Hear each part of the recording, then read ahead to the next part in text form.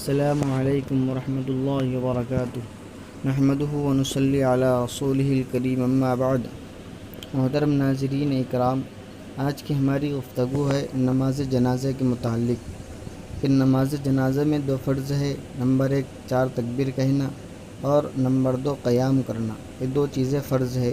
اور نماز جنازہ کی نیت کے متعلق یہ ہے کہ میت کی مغفرت کی دعا ہے، اور نیت دل کے ارادے کا نام ہے۔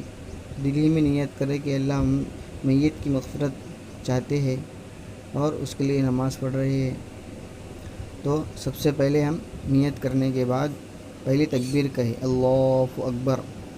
پہلی تکبیر کہنے کے بعد جس طرح نماز میں ثنا پڑھتے ہیں اسی طریقے سے ہم ثنا پڑھے اور ثنا کے اندر صرف ایک لفظ زائد کرنا ہے، وجل ثناؤک سبحانک اللہم وبحمدک وتبارک اسمک وتعالی جدک، ایک الفاظ بڑھانا ہے، وجل ثناؤک ولا الہ غیرک۔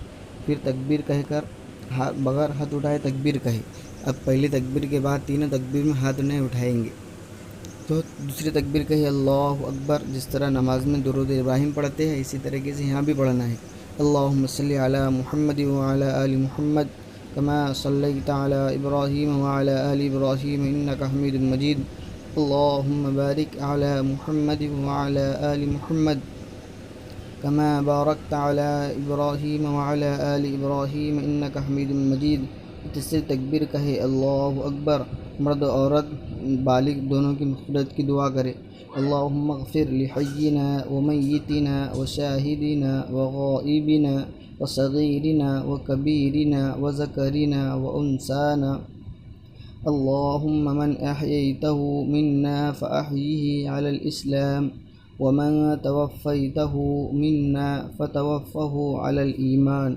یہ چوتھی تکبیر کہے اللہ اکبر اور 3 سبحان اللہ کی مقدار رک گئے اور ٹھہرے رہے، پھر اس کے بعد سلام پھر دے، السلام علیکم ورحمۃ اللہ، السلام علیکم ورحمۃ اللہ۔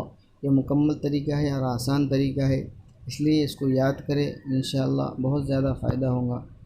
السلام علیکم ورحمۃ اللہ وبرکاتہ۔